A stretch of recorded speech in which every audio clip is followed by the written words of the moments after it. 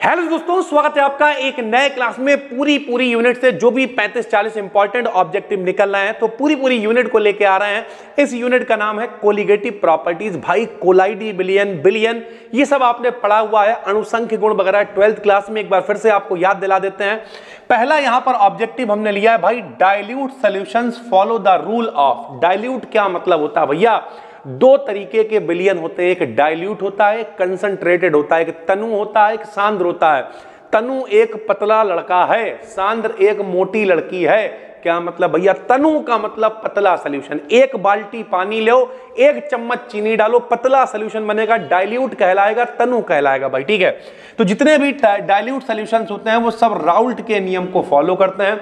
Raoult का नियम क्या होता है भैया? बाष्प दाब का आपेक्षिक अवनमन काहे के बराबर? मोल फ्रैक्शन के बराबर होता था वेपर प्रेशर मेरे भाई। ठीक, उसके बाद method to measure osmotic pressure. Osmotic pressure का मतलब परासरण दाब होता है, आपने 12th क्लास में पढ़ा होगा। हम लोग परासरण दाब को काहे से ज्ञात करते थे? बर्कले हार्टले विधि से ज्ञात किया करते थे। यहाँ पे चार्ट बना हुआ टंगा है, बच्चे प्रैक्टिकल में बना के भी ले जाते हैं। कितने लोगों को याद है भाई? अब 3 साल हो गए 12th आपको किए हुए। बर्कले हार्टले विधि से हम लोग ऑस्मोटिक प्रेशर यानी परासरण दाब को ज्ञात करते हैं भाई। ठीक, relation between molecular weight and elevation of boiling point. Elevation का मतलब क्या होता है? एलिवेशन का मतलब होता है बढ़ना। बॉइलिंग पॉइंट का मतलब क्या होता है? बॉइलिंग पॉइंट का मतलब क्वथनांक, यानी क्वथनांक में जो उन्नयन है, क्वथनांक का जो बढ़ना है, और मॉलिक्यूलर वेट है जो अणुभार है, इन दोनों में क्या रिलेशन होता है? तो m इनवर्सली प्रोपोर्शनल होता है डेल्टा टी के। m का मतलब molecular weight, delta T temperature है, एलिवेशन इन बॉइलिंग पॉइंट है भाई। ठीक है, which is true for an ideal solution. निम्न में से कौन आइडियल सोल्यूशन के लिए ठीक है? आइडियल का मतलब क्या होता है? देखो, दो तरीके के सोल्यूशन होते हैं, एक आइडियल एक रियल। आइडियल कुछ भी होता ही नहीं है, लेकिन सोल्यूशंस को आइडियल मान लिया जाता है। वे सोल्यूशंस जो राउल्ट्स लॉ को फॉलो करते हैं आइडियल सोल्यूशन कहलाते हैं। आइडियल सोल्यूशन के लिए डेल्टा बी इक्वल टू 0 होता है, यानी चेंज इन वॉल्यूम, आयतन में कोई परिवर्तन नहीं होगा, change in volume equal to 0 होता है भाई। ठीक है, the colligative properties of solution depends upon. नाम ही है कोलिगेटिव का, हिंदी में नाम होता अणु संख्य गुण। जो अणुओं की संख्या पे डिपेंड करेगी वो कोलिगेटिव प्रॉपर्टी कहलाएगी। तो number of particles of solute. Solute क्या होता है भैया? जो घुलता है वो विलय यानी सॉल्यूट, जिसमें घुलता है विलायक यानी सॉल्वेंट, मिला के बनता बिलियन यानी सॉल्यूशन भाई। ठीक है, तो number of particles of solute यानी जितने नंबर होंगे अणु संख्य गुण, कोलिगेटिव प्रॉपर्टी उतनी ही कहलाएगी भाई। ठीक, इक्वेशन ऑफ मोलैलिटी। देखो, एक होता मोलैरिटी, मोलरता, एक होता मोलैलिटी यानी मोललता। क्या होती है भाई? तो number of moles of substance, कितने मोल घुले हुए हैं। Weight of solvent in kilogram, यानी सॉल्वेंट 1 किलोग्राम सॉल्वेंट में जितने मोल घुले हुए होंगे उसे ही हम लोग कहेंगे molality. Molality of pure water, ए शुद्ध जल की, आशुद्ध जल की बहुत आता है 12th क्लास में मेरे भाई, आपने पढ़ा होगा। शुद्ध जल प्योर वाटर, आशुद्ध जल की मोलरता कितनी होती है? तो 55.56 मोलल होती है भाई। ठीक है, 55.56 बहुत इंपॉर्टेंट है। इस तरीके का पेपर में क्वेश्चन जरूर आएगा, इसे जरूर याद करना भाई। क्या क्वेश्चन है? Which of the following is of high osmotic pressure. किसका ऑस्मोटिक प्रेशर, परासरण दाब ज्यादा होगा? समझो, बाष्प दाब का अवनमन किसका ज्यादा होगा? ठीक, क्वथनांक में उन्नयन किसका ज्यादा होगा? ऑस्मोटिक प्रेशर यानी परासरण दाब किसका ज्यादा होगा? आपको कुछ फार्मूले दे रखे होंगे, जैसे समझो 0.1 मोलर यूरिया दे रखा है। यूरिया का फार्मूला NH2CONH2 होता है भाई। ठीक है, ये आयनों में टूटता ही नहीं है भाई। ठीक, क्योंकि इसमें सहसंयोजक बंध होते हैं, कोऑर्डिनेट बॉन्ड होते हैं, सॉरी कोवेलेंट बॉन्ड होते हैं। NaCl टूट जाता है, NaCl टूटता है तो Na पॉजिटिव बनाता है, Cl नेगेटिव बनाता है। BaCl2 टूटेगा तो Ba डबल पॉजिटिव बनाएगा और 2 Cl नेगेटिव बनाएगा। अणुओं की संख्या के आधार पर जो गुण निर्धारित होते हैं उन्हें कोलिगेटिव प्रॉपर्टी कहते हैं। तो किसका ज्यादा होगा भाई? तो जिसका ज्यादा होगा, जिसमें संख्या ज्यादा होगी। ये तो टूट ही नहीं रहा है, इसमें 1 और 1 2 है, इसमें 2 Cl है और 1 यानी 3 है। जिसमें ज्यादा आयन है उसका परासरण दाब ज्यादा होगा, तो इसमें 3 आयन है, इस वजह से इसकी कोलिगेटिव प्रॉपर्टीज ज्यादा होंगी भाई। ठीक है, आइडियल सोल्यूशन के लिए डेल्टा H इक्वल टू 0 यानी चेंज इन एंथैल्पी 0 होगा, डेल्टा B इक्वल टू 0 यानी चेंज इन वॉल्यूम भी 0 होगा भाई। ठीक है, आगे चलते हैं।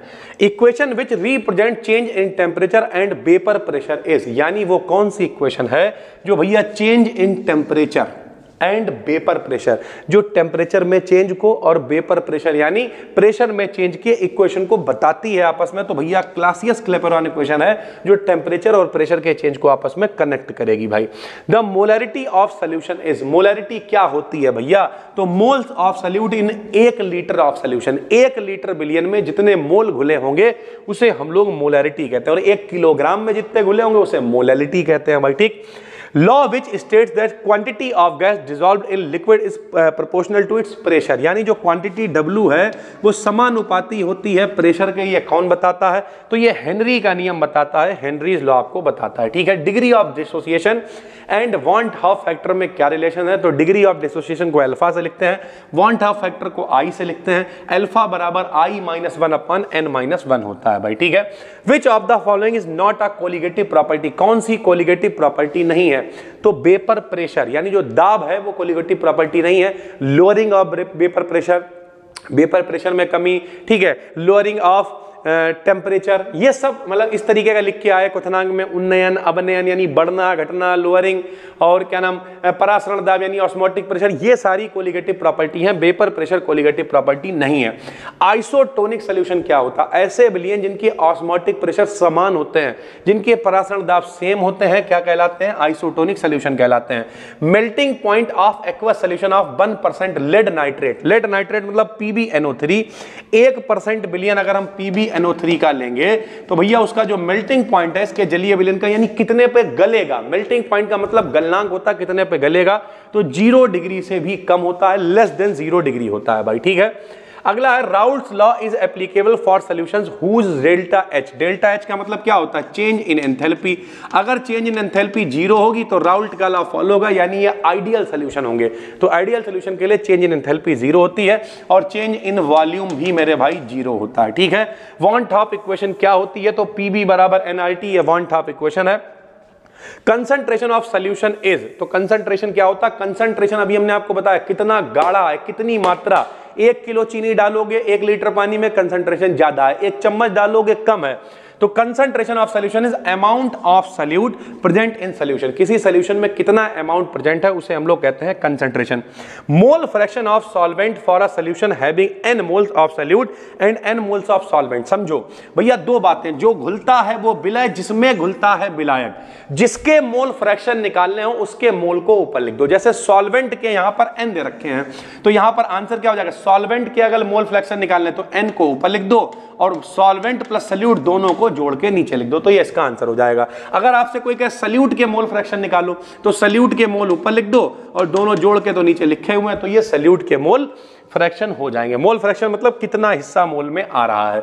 The solubility generally rises with, solubility यानी विलयता बढ़ती है कब? जब टेम्परेचर बढ़ता है। कोई चीज नहीं घुल रही, लोग कहते हैं गर्म कर दो, गर्म करते ही विलयता आराम से बढ़ जाती है। ठीक है, मैथमेटिकल फार्मूला ऑफ हेनरी के नियम का क्या फार्मूला है बता चुके हैं, W समानुपाती P, यानी जो मात्रा है वो प्रेशर के समानुपाती होती है। Henry's law gives to relation between, Henry का नियम किसके बीच रिलेशन बताता है?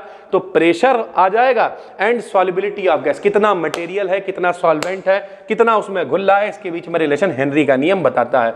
Colligative properties are depends upon, अभी बता चुके हैं, अणुओं की संख्या, आयनों की संख्या के आधार पर, नंबर ऑफ पार्टिकल्स के आधार पर जो गुण निर्धारित होते हैं उन्हें कोलिगेटिव प्रॉपर्टीज कहते हैं। The relative lowering of vapour pressure बता चुके हैं, राउल्ट का नियम यही है, relative lowering of vapour pressure P0 minus PS upon P0 या P माइनस PS अपान P0। 1 बिलियन के लिए यानी सॉल्यूशन के लिए प्रेशर हो जाएगा, एक सॉल्वेंट के लिए प्रेशर हो जाएगा, घटा के टोटल से भाग दे देंगे तो भैया निकल आएगा कि कितना रिलेटिव भैया कम हो रहा है, कितनी रिलेटिवली लोअरिंग आ रही है, कितनी कमी आ रही है। वैसे तो निकाल सकते हो, ओरिजिनल वाला लिख दो, कमी वाला लिख दो, रिलेटिविटी पता चल जाएगी। Mathematical form of Raoult's law वही है भैया, रिलेटिवली कितनी कमी आई है, P माइनस PS अपान P बराबर मोल फ्रैक्शन N अपान N प्लस N, ये राउल्ट का नियम होता है भाई। ठीक, और real solution is that which, यानी रियल सॉल्यूशन, देखो आइडियल सॉल्यूशन वो होते हैं जो राउल्ट के नियम को फॉलो करते हैं, रियल सॉल्यूशन वो होते हैं जो राउल्ट के नियम को फॉलो नहीं करते हैं भाई। ठीक है, relation between molecular mass and vapour pressure, molecular mass और वेपर प्रेशर के बीच क्या रिलेशन होता है?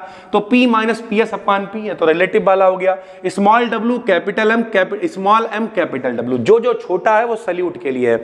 जैसे से स्मॉल w क्या है, अणुभार, वेट है, किसके लिए, सल्यूट के लिए, क्योंकि सल्यूट कम होगा, विलय कम होगा, जो घुलेगा वो कम होगा, जिसमें घुलेगा, विलायक यानी सॉल्वेंट ज्यादा होगा, तो कैपिटल M सॉल्वेंट के लिए, कैपिटल W सॉल्वेंट के लिए।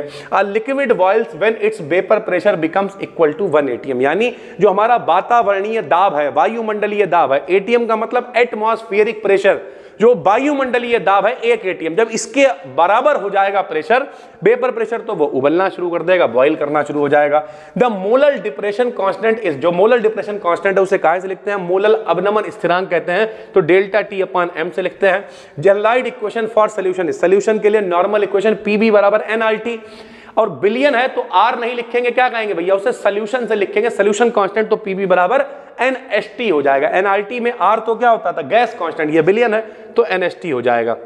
Relation between concentration and active mass, तो A माने एक्टिव मास डायरेक्टली प्रोपोर्शनल होता है कंसंट्रेशन के, जैसे जैसे कंसंट्रेशन बढ़ाओगे एक्टिव मास भी बढ़ता चला जाएगा भाई, ठीक है। वांट हाफ फैक्टर क्या होता है, तो वांट हाफ फैक्टर I बराबर ऑब्जर्व्ड मॉलिक्यूलर वेट, जितना हमने ज्ञात किया है वो बटे में नॉर्मल जितना होता है वो, वास्तविक मान बटे प्रेक्षित मान को हम लोग कहते हैं वांट हाफ फैक्टर, ठीक है। एन आइडियल सोल्यूशन क्या होता है, हमेशा राउल्ट के नियम का पालन करता है, जो नॉन आइडियल सोल्यूशन होता है पालन नहीं करता है, इसके लिए डेल्टा H की वैल्यू 0 नहीं होती है, डेल्टा B की वैल्यू 0 नहीं होती है भाई, ठीक है। Addition of AgI2 to aqueous solution KI, अगर AgI2 में KI को मिलाएं तो क्या होगा, तो लोअरिंग ऑफ वेपर प्रेशर होगी, यानी वाष्प दाब में कमी हो जाएगी, ठीक है। Two solution having the same osmotic pressure, जिनके ऑस्मोटिक प्रेशर सेम होते हैं, समदाबी या फिर आइसोटोनिक कहलाते हैं, ठीक है। Molarity of a solution, molarity क्या होती है, तो number of mole of solute in 1 litre solvent, 1 litre में कितने मोल घुले हुए हैं उसे ही हम लोग कहते हैं molarity. Which of the following has lowest melting point, भैया ये क्वेश्चन हम आपको देके जा रहे हैं, लोएस्ट मेल्टिंग पॉइंट किसका होगा भैया, सबसे अधिक किसका होता है, जिसमें अणुओं की संख्या ज्यादा होती है। यहां पूछ रहा है भैया लोएस्ट कितनी किस्में होगी, यूरिया टूटेगा नहीं तो 0 आयन है इसमें, ठीक है। NaCl में कितने, एक Na है एक Cl है, यानी 2 है मेरे भाई, इसमें एक Ca है 2 Cl है, यानी इसमें 3 है, इसमें भैया Ca3 तो 3 Ca है और 2 ये, तो 3 और 2 5 है इसमें। कोई पूछे ज्यादा किसका होगा, तो 5 वाले का ज्यादा होगा, कम किसका होगा, तो यूरिया का सबसे कम होगा, क्योंकि ये आयनों में नहीं टूट रहा है भाई, ठीक है। टोटल 39 क्वेश्चन हमने आपको बता दिए हैं, लगभग 40 के करीब हैं। ये पूरी यूनिट कोलिगेटिव प्रॉपर्टी से सारे इंपॉर्टेंट क्वेश्चंस हमने उठाए हैं, इसी तरीके के क्लासेस आपको दे रहे हैं भाई, बहुत स्पीड में क्लासेस अपलोड कर रहे हैं। हम मिलते हैं आपसे, डिस्क्रिप्शन में जो प्लेलिस्ट है उसे फॉलो करना स्टार्ट करो। ये सेकंड पेपर है, बच्चे कंफ्यूजन में रहते हैं क्या सेकंड है क्या फर्स्ट है, भाई बता देते हैं, लिखा भी होता है थंबनेल के ऊपर भी, डिस्क्रिप्शन में भैया लिखा होता है और टाइटल पे भी लिखा होता है। पढ़ते रहो मन लगा के। हम मिलते हैं आपसे एक और वीडियो में, तब तक के लिए धन्यवाद, थैंक यू।